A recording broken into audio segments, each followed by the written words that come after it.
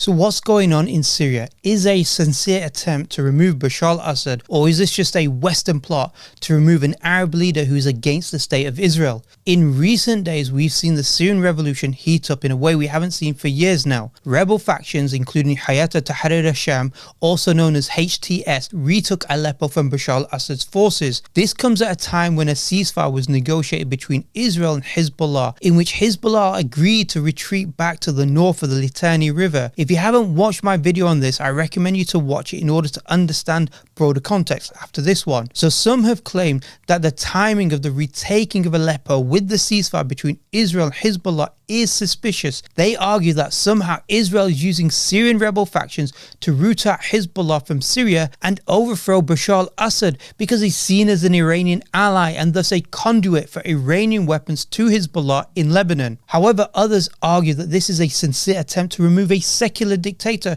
whose family has brutalized the Syrian population for decades.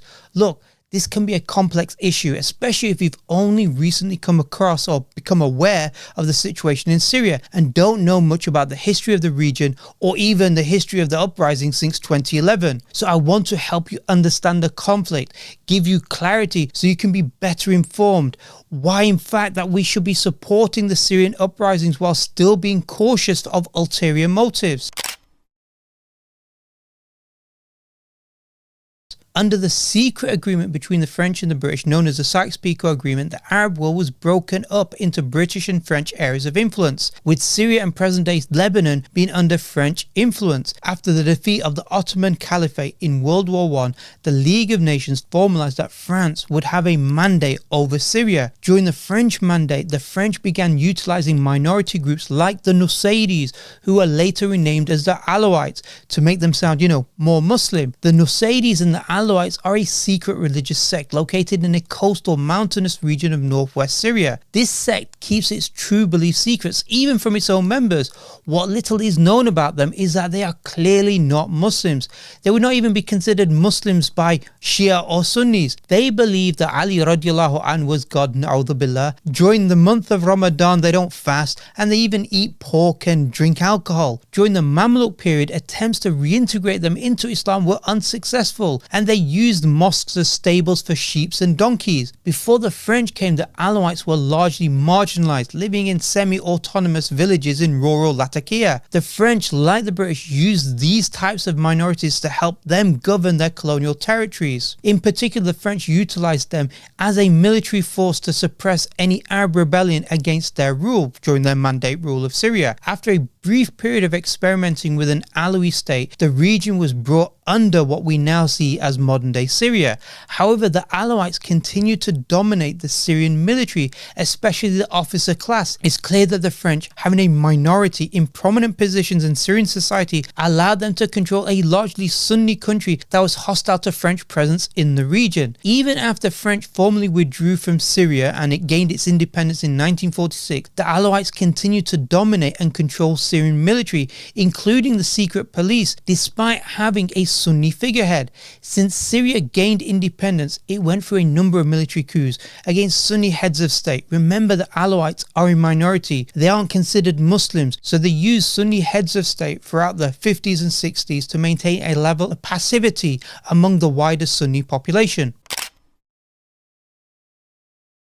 In 1971, Hafez al-Assad, who is from an Alawi background, took power and he ousted the previous Sunni president, and he began dominating military and civilian positions with his own family members, Alawi loyalists, and some Sunni members of the Ba'athist party who were loyal to him. Hafez al-Assad officially adopted Ba'athism, which is a mixture of secular Arab nationalism and socialism, but he primarily created a totalitarian state. He created an elaborate network of secret police, frequent arrests of anyone seen as a critic of his regime.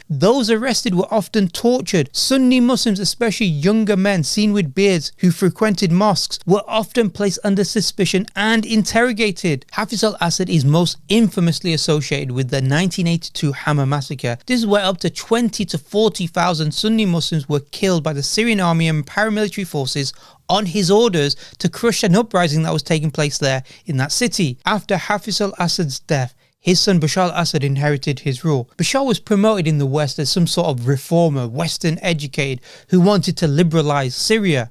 The reality was, however, was that Bashar al-Assad was just as brutal as his father. Although Syria was on America's state sponsor of terrorism list since 1979, both countries cooperated in various ways, especially in the war on terror. Syria provided America intelligence against Al-Qaeda.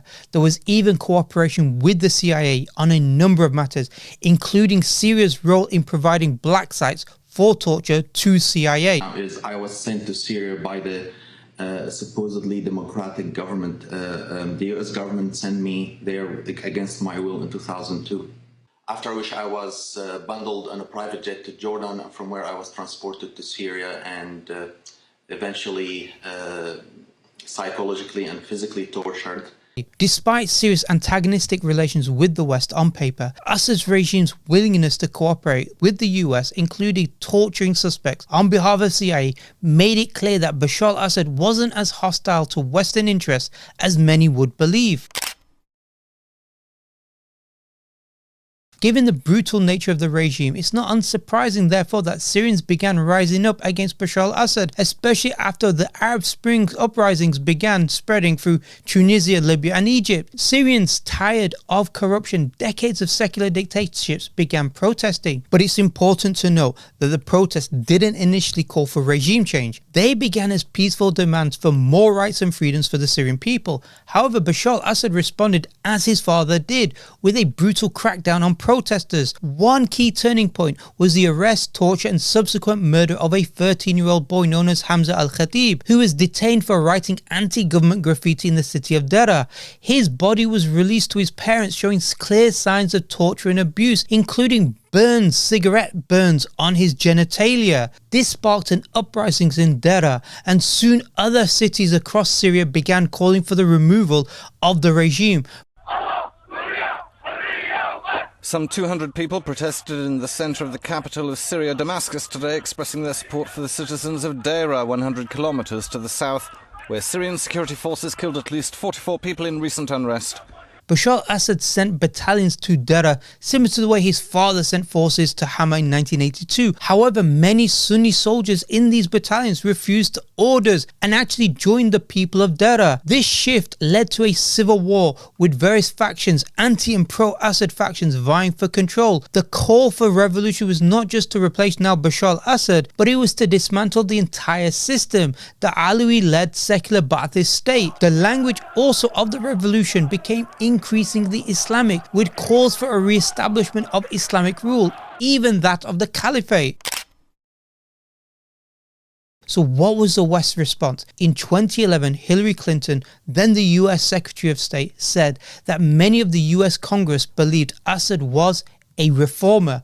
The White House also said the options we are considering are not about regime change. And for Israel, they preferred Assad in power. In fact, prior to the uprising, Syria and Israel were in fact negotiating normalizing relations, and Syria had effectively given up control of the Golan Heights to Israel. The West and Israel saw that Assad regime was actually a stabilizing force in the region. So why would they want to remove him if he was such a stabilizing force? In fact, in 2000, after Hafiz al-Assad's death, British Prime Minister Tony Blair said about Hafiz al-Assad that he was a figure of stability in the Middle East and much respected in the Arab world. You see, both the West and Israel considered Assad a stabilizing factor. The West feared that removing him would lead to the rise of Islamic groups, which could further destabilize the region, basically meaning outside of Western colonial control over the region. Even Russian Foreign Minister Sergei Lavrov made it clear and explicit in front of the Security Council on the 30th of September 2015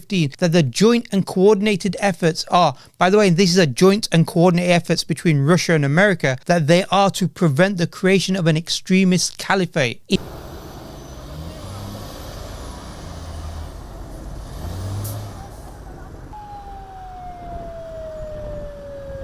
In 2011, America considered a few scenarios. Assad's regime collapses and an Islamic group takes over. Assad's regime collapses and is replaced by another Western-backed secular system. Assad defeats the revolutionaries, or the situation leads to a prolonged civil war with no clear victor. The The worst case scenario for the West was an Islamic takeover. Secular groups had little traction among the people, and Assad simply didn't have the power to defeat the revolution. The most likely outcome, it seemed, was a messy civil war, and this, by the way, was the preferred outcome for America if the option of maintaining a secular system couldn't be maintained in Syria. In the midst of this, the shadowy ISIS group emerged in Syria, and rather than fighting Assad, ISIS focused on fighting other revolutionary groups. It's been claimed that Assad government indirectly actually funded ISIS, and as long as ISIS didn't attack them, Assad forces wouldn't attack ISIS. This left the revolutionists fighting on two fronts, one against ISIS and the other against Assad's forces. America allowed Turkey to host anti-Assad groups like the Free Syrian Army, later to be replaced by the HTS. NATO member Turkey provided some support,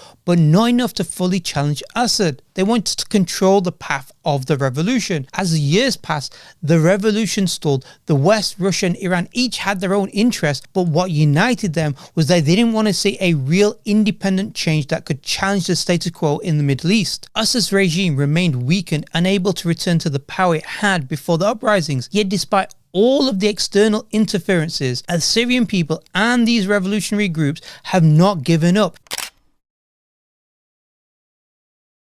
In recent months, Assad's government was unwilling to move to a final settlement with HTS and other Turkish-backed militias. Assad forces began entering what had been agreed as demilitarized zones. For Turkey, this was a problem because while instability still existed in Syria, the threat of a Kurdish state loomed as Kurdish groups were using the civil war to push for their own goals of autonomy or even independence, and this would affect Turkey itself. Also, with over 1 million Syrian refugees in Turkey, many of whom faced growing hostilities from nationalist Turks, Turkey was under pressure now to stabilize the situation. Thus, Turkey began to pressure Assad into negotiating for a final settlement, particularly focusing on respecting the demilitarized zones and allowing refugees to return home. In response, Turkey used HTS and other groups to exert pressure on Assad by pushing them into surrounding rural areas of Aleppo to force the regime, Assad's regime, into negotiations. However, the Syrian people are not naive. They fully recognize the HTS leadership is being used by Turkey,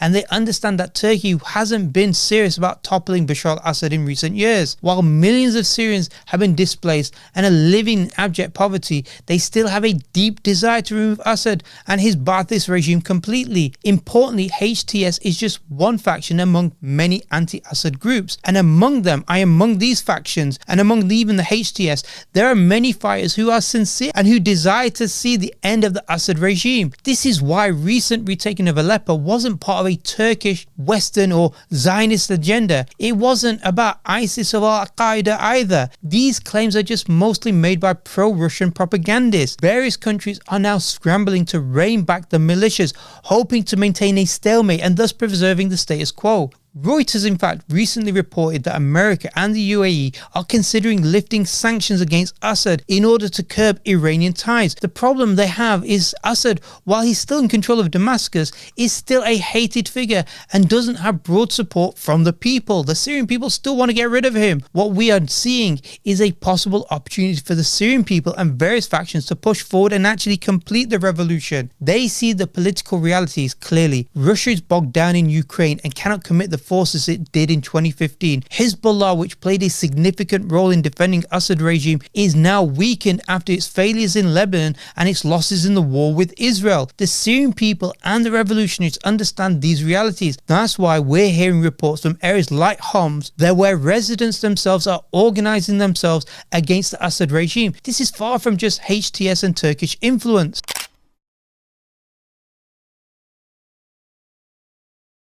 Now the big question remains, how will this revolution fare moving forward? How far will it go? Can Turkey and the West control the direction of the revolution?